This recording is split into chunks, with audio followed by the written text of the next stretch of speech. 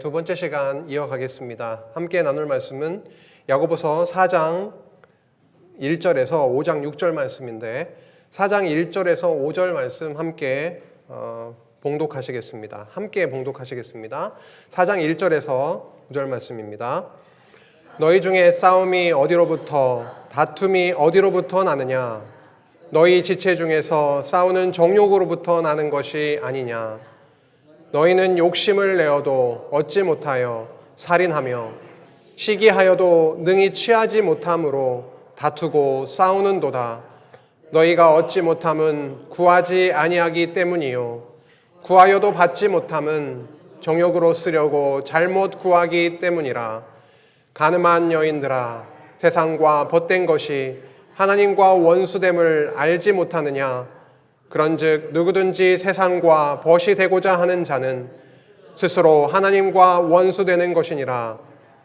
너희는 하나님이 우리 속에 거하게 하신 성령이 시기하기까지 사모하다 하신 말씀을 헛된 줄로 생각하느냐. 아멘. 지난 시간에 야고보서 3장 말씀을 함께 나눴는데요. 끝부분에 나왔던 위로부터 난 지혜, 그리고 그 지혜를 통해서 맺혀졌던 다양한 열매들을 함께 나누었습니다. 우리 안에 지혜가 찾아오시면 우리가 그것을 거부할 수가 있나요? 없습니다. 찾아오시면 그 지혜의 능력이 우리를 통해서 이렇게 나오게 됩니다. 열매를 맺게 되는 것이죠.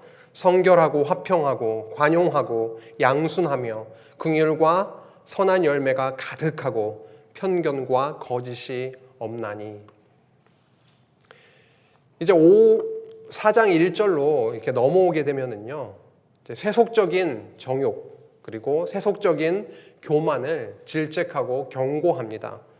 서로 다툼이 있고 세상과 벗대며 살아가고 서로 판단하는 그런 요소들을 경고하고 질책하는 내용이 이어지고 있습니다. 3장 세 번째죠. 배격할 세속적 요소. 거짓에 대해서 살펴봤고요. 이제 정욕과 교만의 내용을 이어가도록 하겠습니다. 4장 1절에서 10절까지는요. 다투는 내용이 나오고 있습니다. 성도 안에 다투는 내용이 나오는 거죠. 그리고 세속과 세상과 벗대면서 세상과 짝하며 산다 이런 표현을 좀 하잖아요.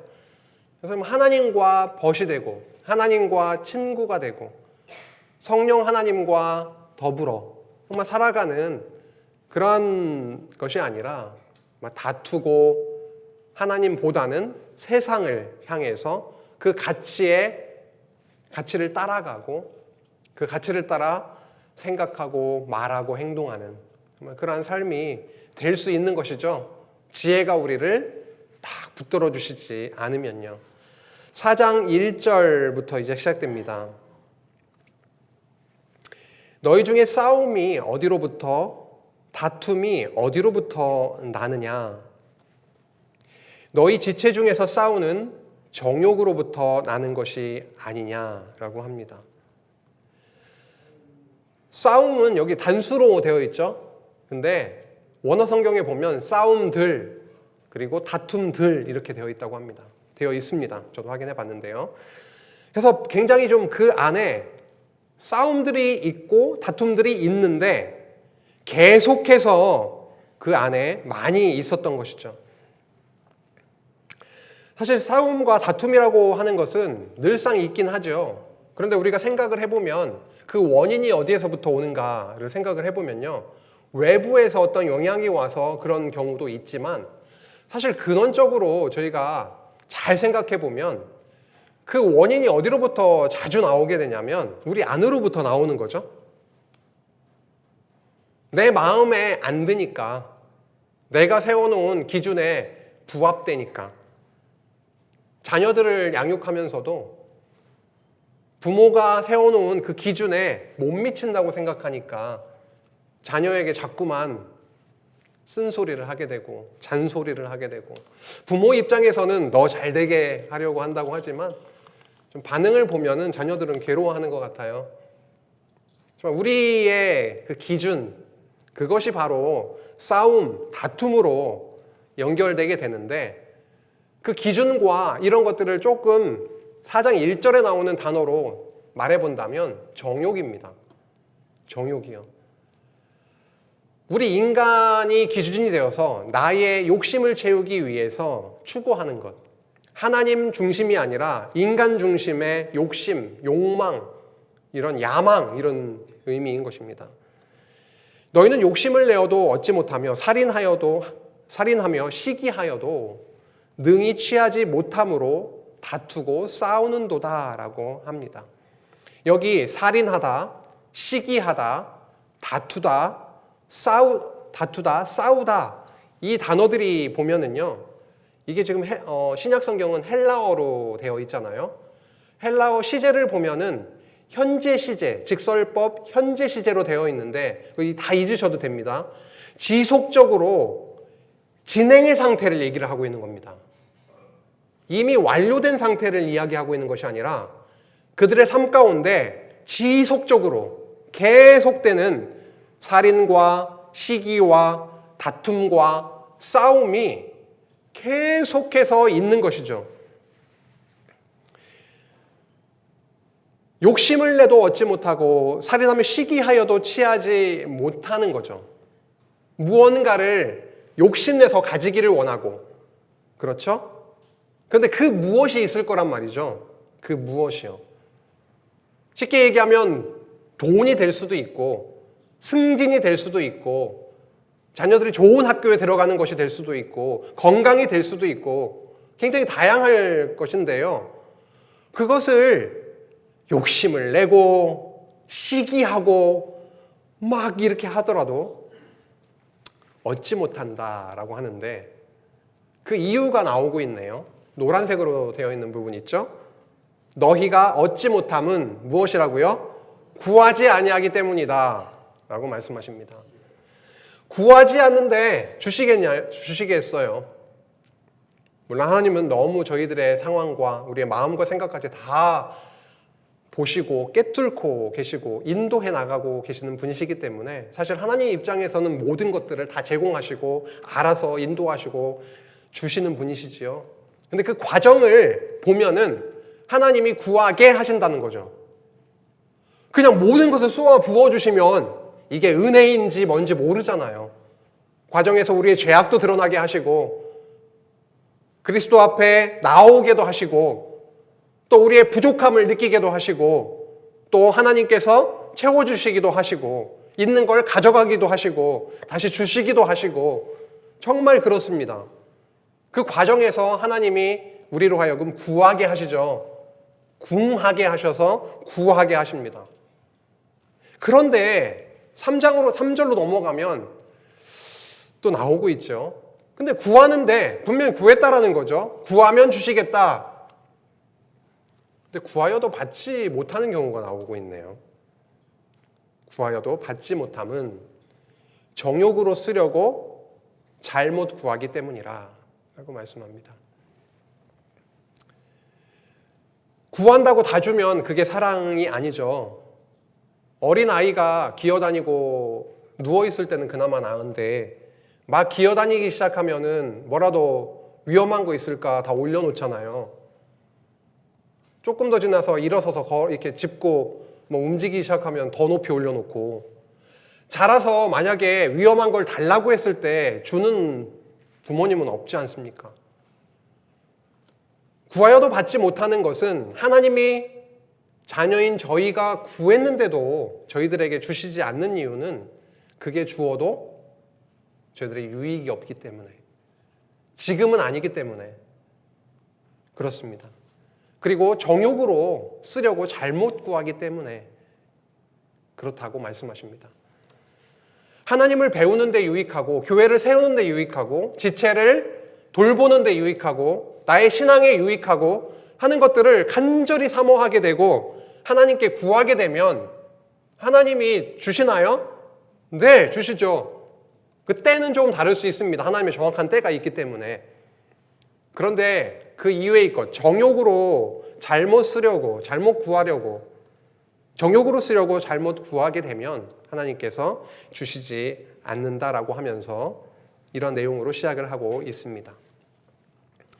가늠한 여인들아, 가늠한 사람들아. 지금 세속적 정욕에 대해서 자꾸만 짚고 들어가고 있습니다. 세속적인 정욕.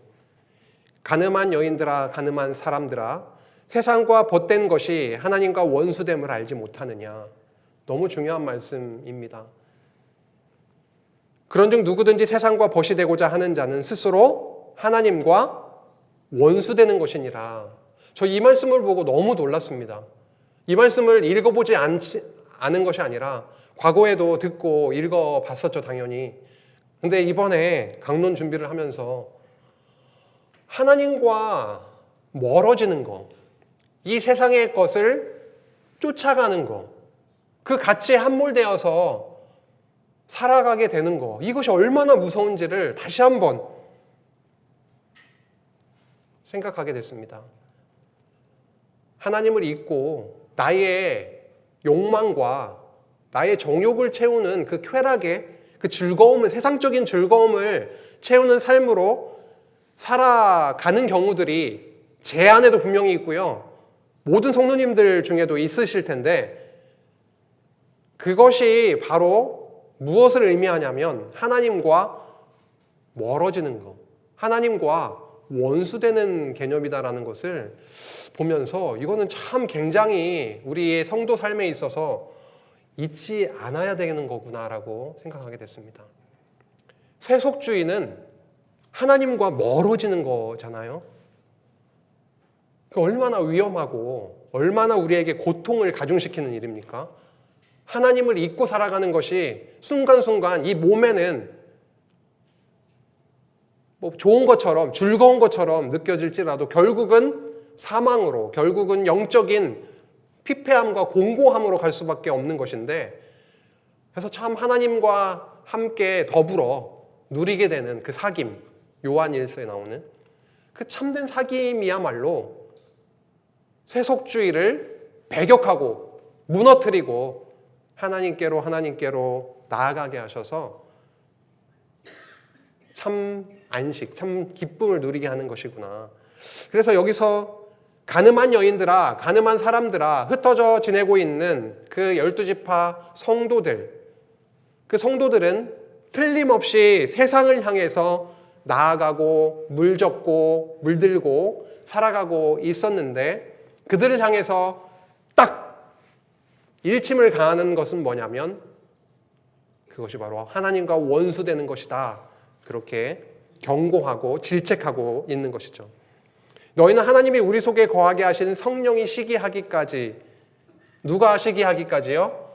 성령이 시기하기까지 사모한다 하신 말씀을 헛된 줄로 생각하느냐? 하나님이 어떻게 하신다고요? 사모하신다고요.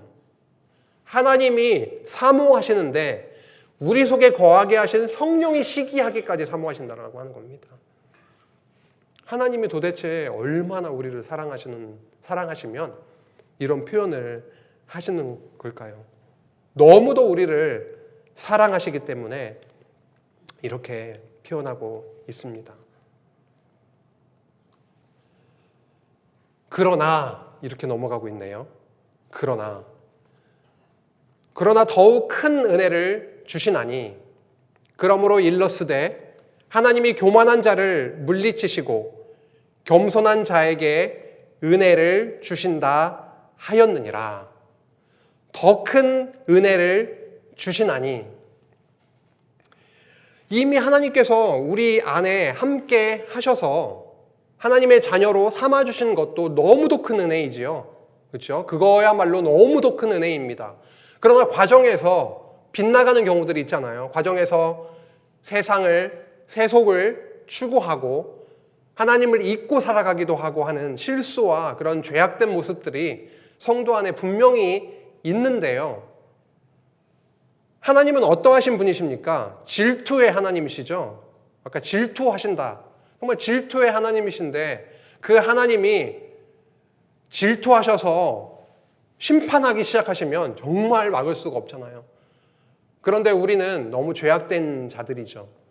그래서 십자가 사건이 없었다면 그 율법의 정죄 앞에 설 수 없는 죄인들이지요.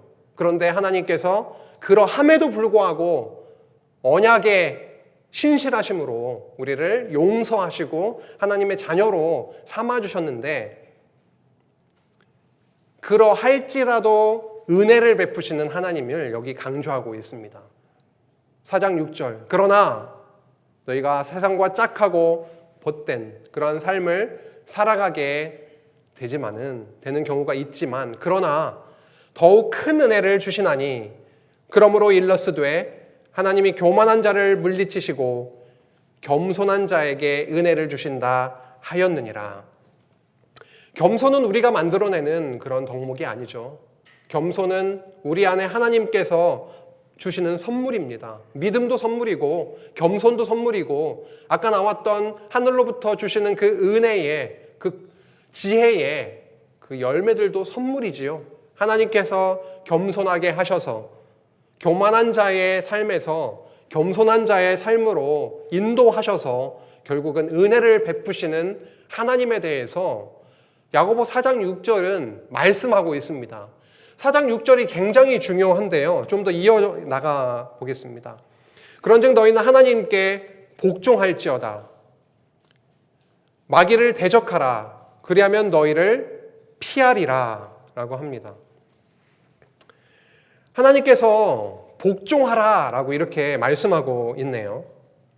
하나님께서 복종하라 라고 말씀하십니다. 명령문이 나오고 있습니다. 명령문을 이쯤에서 보게 되면은 어떠한 생각이 드세요? 지금 1장부터 은혜로부터 시작을 해서 많은 하나님의 말씀이 나온 다음에 성취해 나가시는 열매로서의 삶에 대해서 계속 나오고 있지요. 그렇죠? 4장 6절에서 은혜에 대한 말씀을 하시고 나서 7절에 와서 너희는 하나님께 복종할지어다 라고 하는 명령의 말씀을 하고 있습니다. 59번의 명령이 나온다고 제가 읽은 바 있는데요. 이러한 명령을 우리는 어떻게 받아야 할 것인가 라고 하는 것인데, 성경에서 이러한 명령문이 딱 나왔을 때, 어떻게 하라라고 하는 명령형이 딱 나왔을 때 저희의 마음 가운데 1차적으로 들어야 되는 것은 뭘까요? 내가 이루어야 되겠다라는 게 아니라, 하나님, 저는 이 말씀을 이루어낼 수 있는 그런 능력이 없습니다 라고 하는 것이고, 결국 하나님의 언약적인 명령으로 받아야 된다는 것입니다. 하나님께서 명령하시고 명령의 형식으로 언약하시고 이루시는 거죠. 창세기 1장 28절도 그렇잖아요.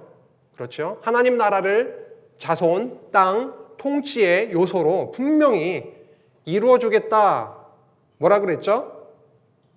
땅에 충만하라.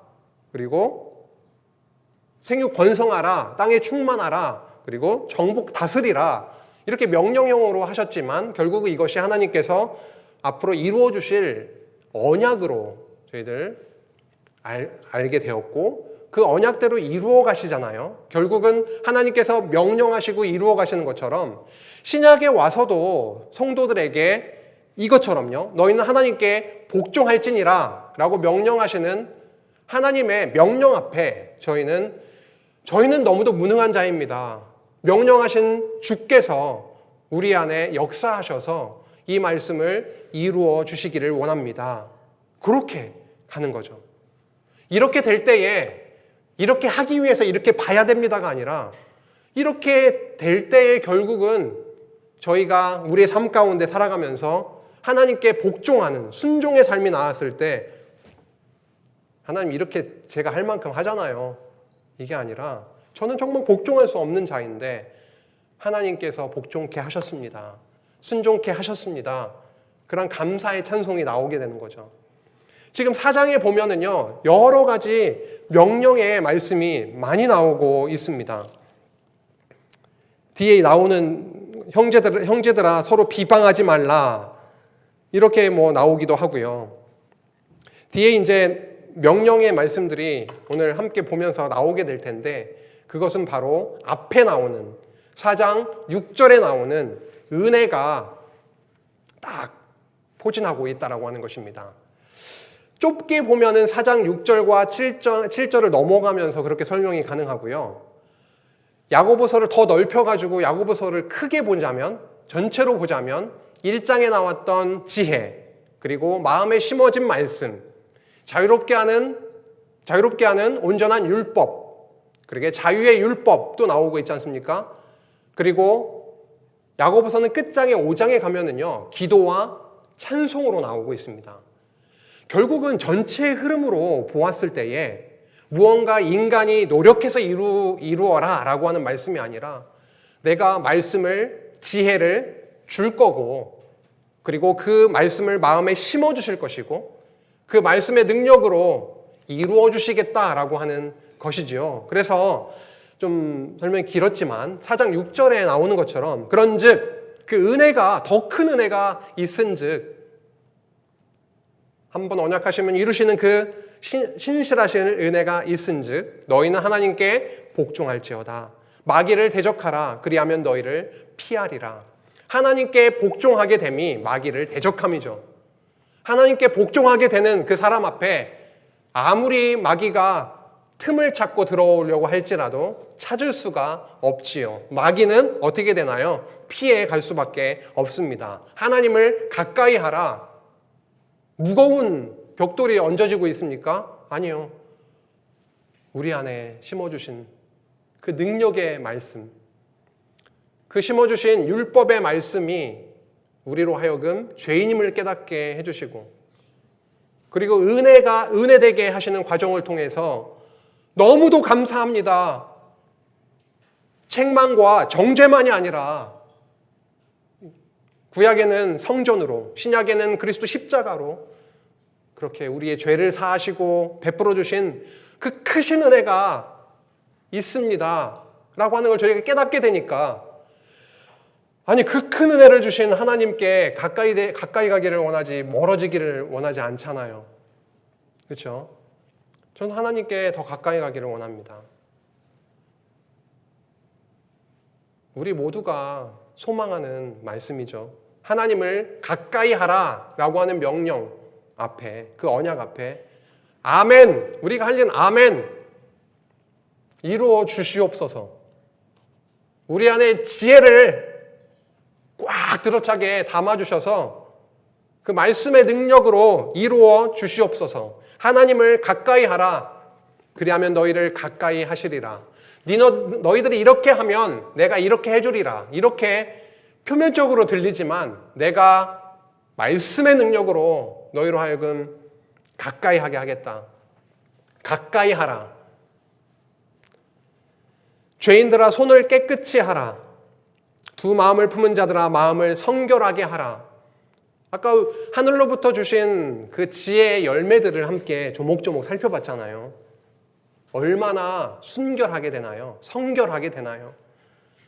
죄인들아 손을 깨끗이 하라. 이 손은요, 그 죄악이 겉으로 드러나는 것이라고 한다면, 두 마음은요, 그 죄악이 그 안에 가득 있는 것이죠. 손으로 정말 더럽게 드러나는 그것들 깨끗이 하라. 너희의 죄악으로 가득 차 있는 그런 마음, 그 마음, 두 마음을 성결하게 하라라고 명령하신 하나님께서 이제 우리의 마음 가운데 말씀 운동을 해가시는 겁니다. 우리는 할 수 없는데, 나는 할 수 없는데 이상하게 되네, 이런 거죠. 그런 경험 없으세요?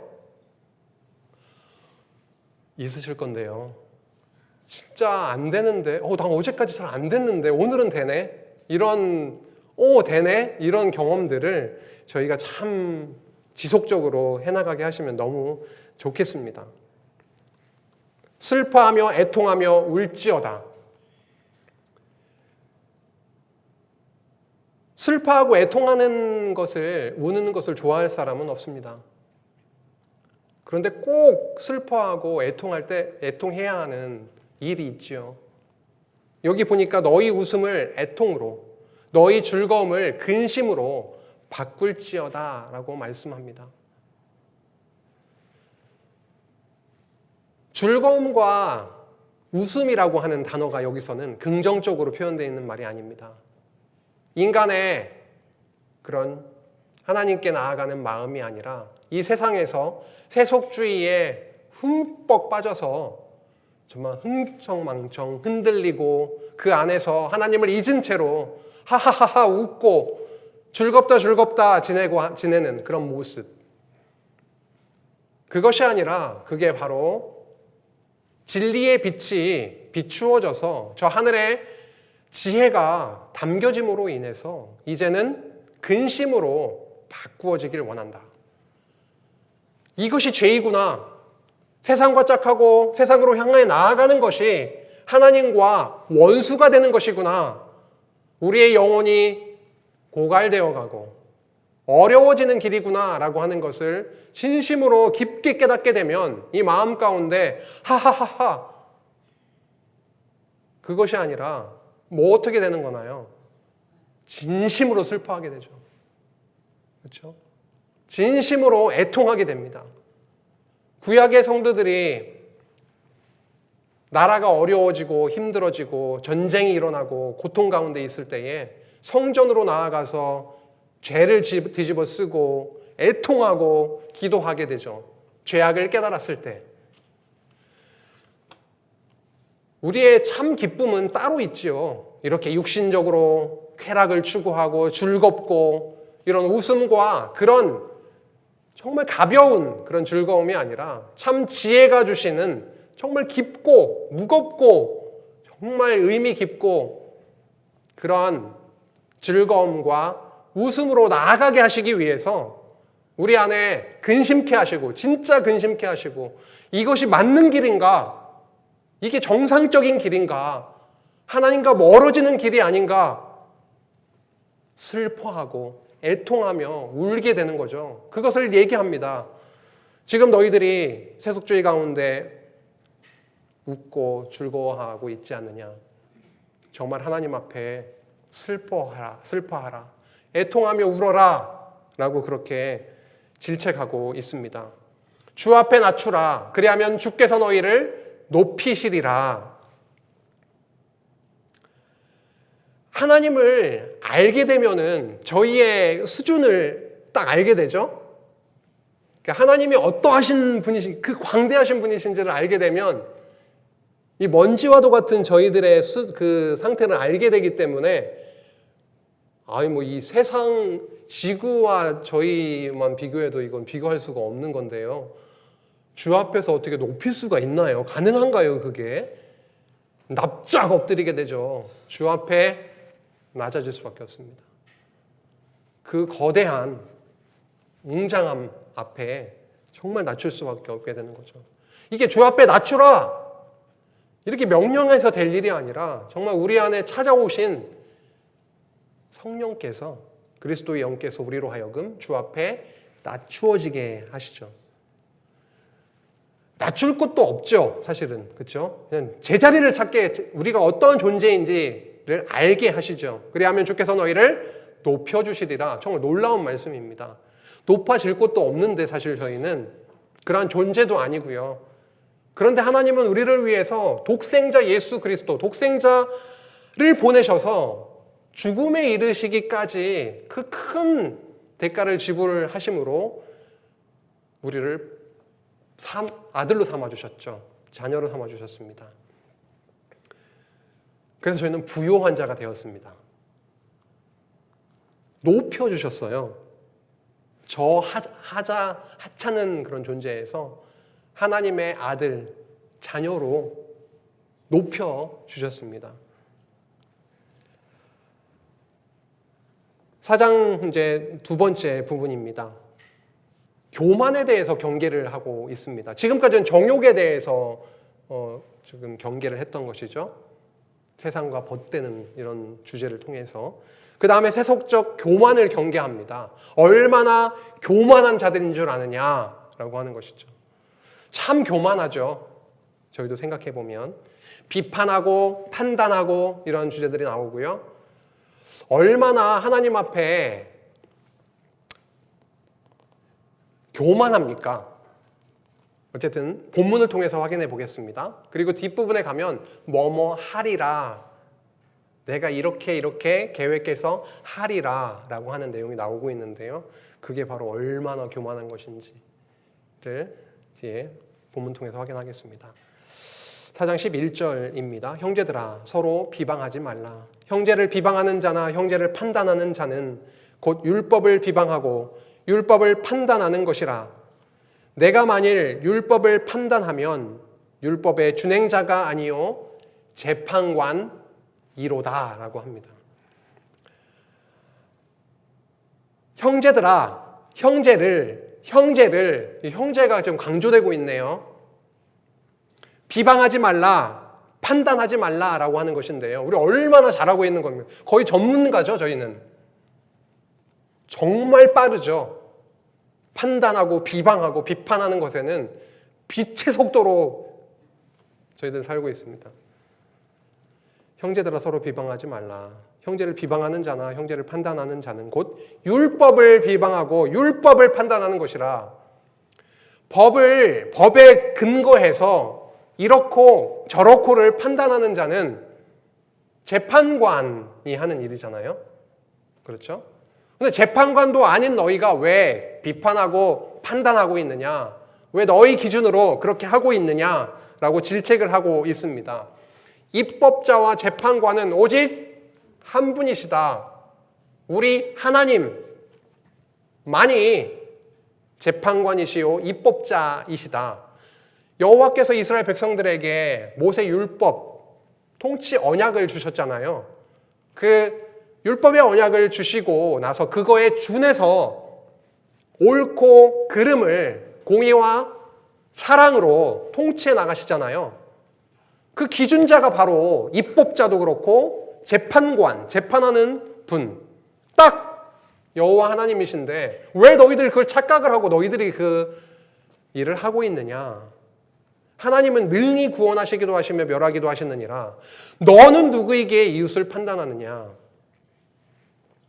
저 이 말씀, 그러니까 이번에 야고보서 말씀을 보면서는 이거는 뭐 제가 이 자리에 나와서 나누어야 되지만은 강론을 해야 되지만 저한테 하시는 말씀이 너무 이게 막 다가오니까 아이고 소리가 막 나오더라고요. 너는 누구의 이웃을 판단하고 있느냐? 판단이 왜 이렇게 세속주의적인 거죠? 하나님 기준이 아니니까요. 함부로 욕하고 판단할 수 있는 대상이 저분은 아니거든요. 우리 앞에 있는 혹 누구든. 그리스도 안에서 똑같이 그리스도의 피로 사진받은 자들이고 부욕해 된 자들이고 믿음에 부욕해 된 자들이고 하나님의 나라를 상속받을 자들이고 그렇죠? 그런데 비판하고 판단하고 있으니까요. 그들도 지금 그러고 있었다라고 하는 것이죠. 너는 누구에게 이웃을 판단하느냐? 왜 하나님의 자리에 앉아 있느냐? 라고 하는 거죠. 또 한 가지 이야기가 이어지고 있습니다. 들으라. 한번 들어봐라. 너희 중에 이런 말을 하는 사람이 있는데 너희 중에 이렇게 말하더라. 예를 드는 겁니다. 오늘이나 내일이나 우리가 어떤 도시에 가서 거기서 1년을 머물며 장사하여 이익을 보리라 하는 자들아. 계획을 세우는 거잖아요. 그렇죠? 저희가 계획을 하지 않고 사는 사람은 없을 건데 여기서 야고보는 이 하나의 예를 가지고 와서 얼마나 이 성도들이 하나님을 잊고 자기가 중심이 되어서 우리가 이러잖아요. 우리가 하나님은 잊고 나의 계획대로 내가 여기에 뭘 사놓으면 이렇게 될 것 같다. 그렇게 한번 벌어보리라. 나의 계획대로 이렇게 하면 이렇게 되리라. 그렇게 안 하세요? 선생님? 매일 그러잖아요. 그런데 이렇게 말씀하시네요. 내일 일을 너희가 알지 못한다. 이렇게 될 것이다. 1년 후에 내가 이렇게 벌어보리라. 무슨 말을 하고 있느냐. 내일 일을 알지 못하면서 너 오늘 데려갈 수도 있고 하나님이, 그렇죠? 내일 갈 수도 있는 그런 미물이 뭐 판단을 하지를 않나, 비판을 하지를 않나. 내일은 이렇게 해버리라 라고 하나님도 있고 자기 욕심을 채우려고 그렇게 하고 있는 그 자에게 내일 일을 너희가 알지 못하는도다. 너희 생명이 무엇이냐? 너희는 잠깐 보이다가 없어지는 안개니라 라고 하는 겁니다. 안개가 항상 있나요? 아침에 자욱하게 짙은 안개가 끼더라도 때가 돼서 태양이 떠오르고 기온이 오르면 슉 사라지잖아요. 그것이 바로 너희들이 생명이고 내일 일을 알지 못하는 너희가 이렇게 해보리라. 정말 세속적인 그런 모습이라고 하는 것, 교만한 모습이다라고 하는 것을 그렇게 경고하고 꼬집고 있습니다. 저희는요, 이런 고백밖에 할 게 없는 거죠. 너희가 도리어 말하기를 무엇라고요? 주의 뜻이면 우리가 살기도 하고 주의 뜻이면 이것이나 저것을 하리라 할 것이거늘. 아멘이죠, 아멘. 주의 뜻이면. 예수님도 사실 육신을 입고 십자가를 앞두고 나서 육신의 고통이 너무 심하시니까, 그렇죠? 기도를 하시잖아요. 골고다에서. 가능만 하면 이 잔을 좀 어떻게 피해갈 수 있을까요? 그런데 기도의 마지막은 어떻게 되죠? 나의 뜻대로 하지 마옵시고 아버지 뜻대로 하시옵소서. 주의 뜻, 너무 중요하죠. 저희가 너무 우둔하고 세속주의에 쩌들어 살다 보니까 주의 뜻을 구하고 하나님의 뜻은 무엇입니까? 이렇게 묻는 경향보다는 내 욕심에 사로잡혀서 나의 뜻, 나의 욕심을 채우는데 급급한 삶이 자주 보이는데요. 그게 아니라 여기서 야고보서는 강조합니다. 너의 생명도 안개와 같잖아. 너희가 말할 수 있는 것은 주의 뜻이면 밖에 없어라고 야고보가 말씀하고 있습니다. 이제도 너희가 허탄한 자랑을 하니 그러한 자랑은 다 악한 것이다. 그러한 자랑은 허탄한 자랑이다. 부질없고 헛된 자랑이다 라고 하면서 경고하지요. 그러므로 사람이 선을 행할 줄을 알고도 행하지 아니하면 죄니라. 이것도 좀 새로웠어요. 안다 하면서 하지 않는 거 있지요. 나는 믿음이 있어 라고 하면서 믿음의 행위가 나오지 않는 삶을 살고 있기도 하고요. 사실 선을 행할 줄 알고도 행하지 아니하게 되는 것은 세속주의에 사로잡혀 있는 상황인 거죠. 나의 것을 내놓기가 싫고 나의 시간을 지체를 위해서 쓰기 싫고 더운데 열심히 봉사하면 땀나고 찝찝해지니까 그거 하기 싫고 사실 행할 줄은 알거든요. 할 수는 있는데 세속주의의 내중심으로 사로잡혀 있으면 행하지 않게 되죠. 그런 것도 다 이 말씀 뭐라고 하고 있습니까? 죄니라. 사실 저희는 용서받은 죄인, 은혜를 입은 죄인이지 오늘 그리스도의 십자가의 은혜를 입었으니까 나는 죄도 하나도 없어. 나는 완벽해.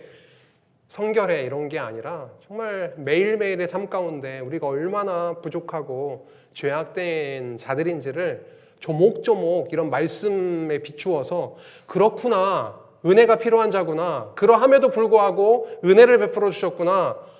십자가의 사랑이 은혜가 너무도 크구나. 한번 언약하시면 진짜 이렇게 이루어 주시는 살아계신 하나님이시구나. 그래서 오늘 살만하구나.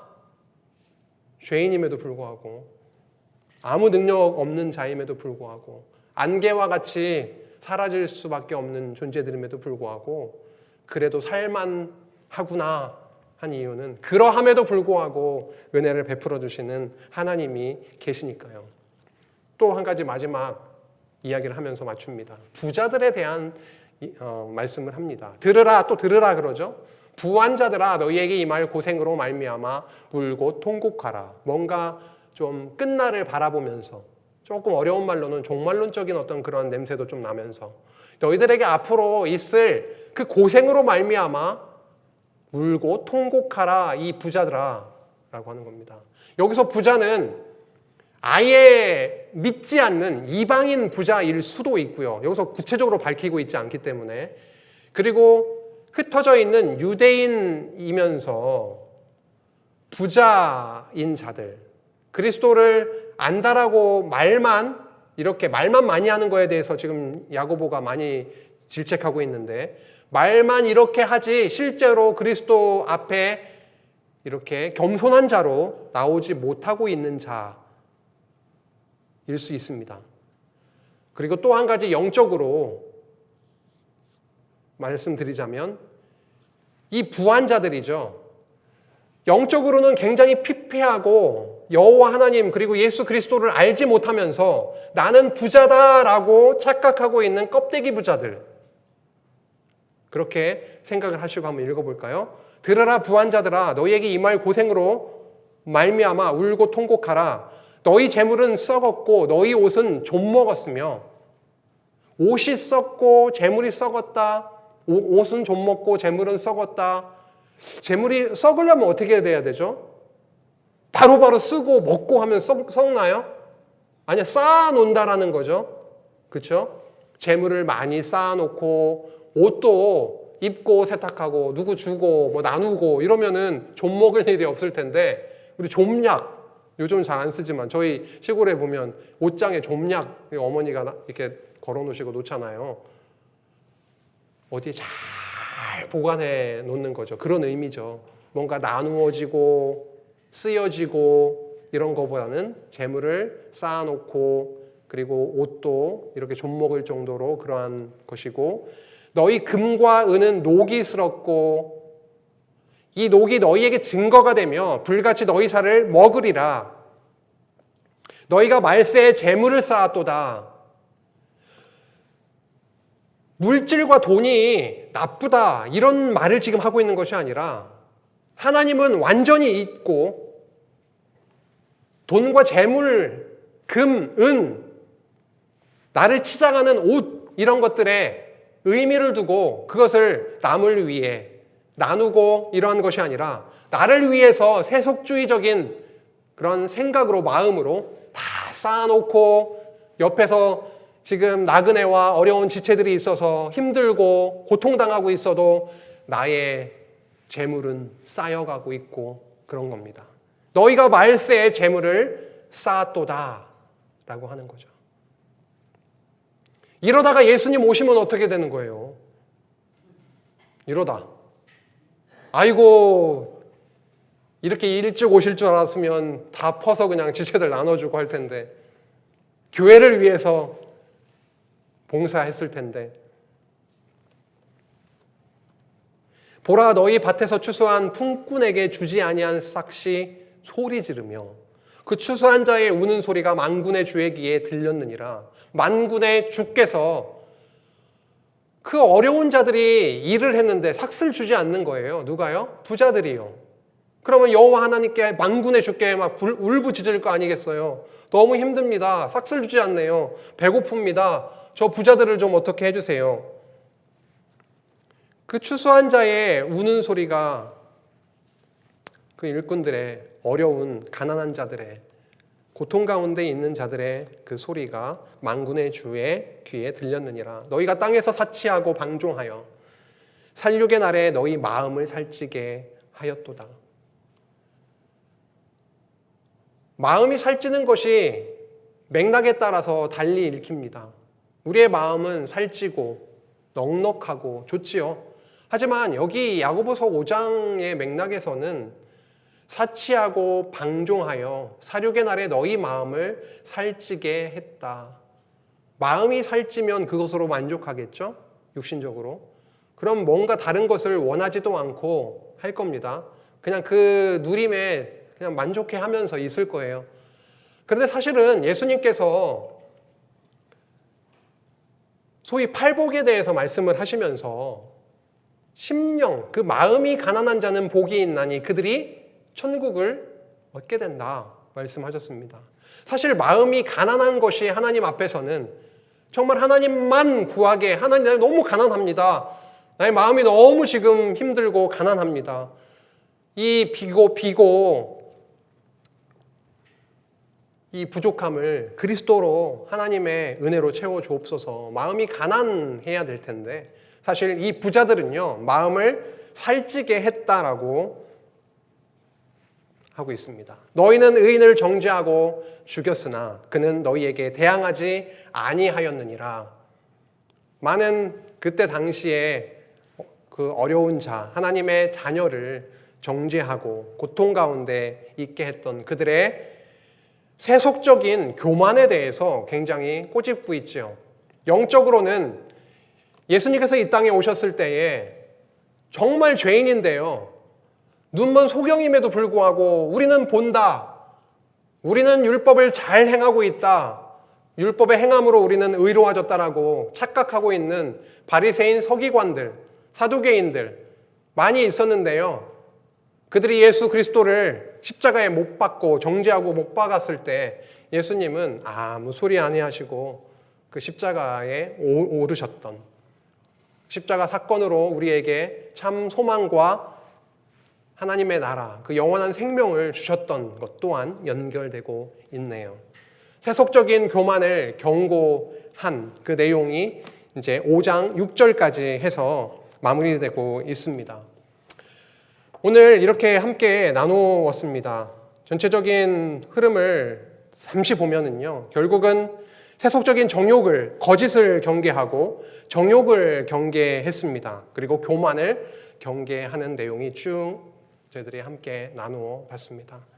세상과 벗대는 것, 세상과 세속주의와 결탁하는 것, 거기에 빠져 사는 것이 얼마나 하나님과 멀어지는 일이고 고통스러운 일이며 이 교회가 어지럽고 힘들게 되는 일인지 그런 부분들에 대해서도 함께 나누었습니다.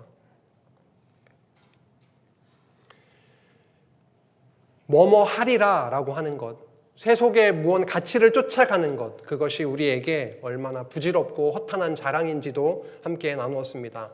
마지막으로 사도 바울은 이렇게 말했었죠.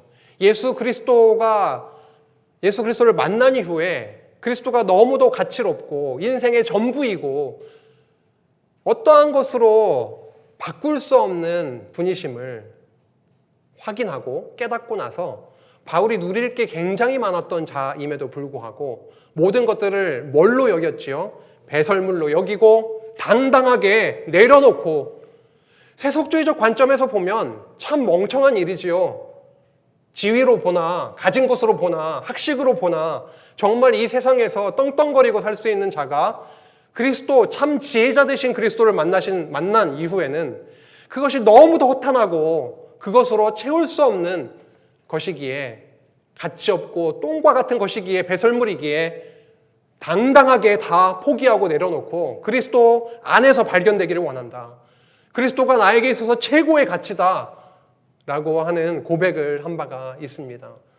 우리 교회는 계속 싸워가야 될 대상들이 있습니다. 그 중에 하나가 세속주의고요. 오늘 말씀 3장과 4장 그리고 5장 6절까지 이어지는 말씀을 통해서 우리가 할 수 없지만 우리를 통해서 싸우게 하시고 승리로 이끄실 그 살아계신 하나님, 예수께서 교회를 언약하시고 어떠한 권세도 이기지 못하리라고 언약하신 그 언약을 이루어 주시는 살아계신 하나님, 그분의 영광과 놀라운 그 은혜를 우리 마음 가운데 담아주시기를 바라고 남은 한 주도 승리하시고요.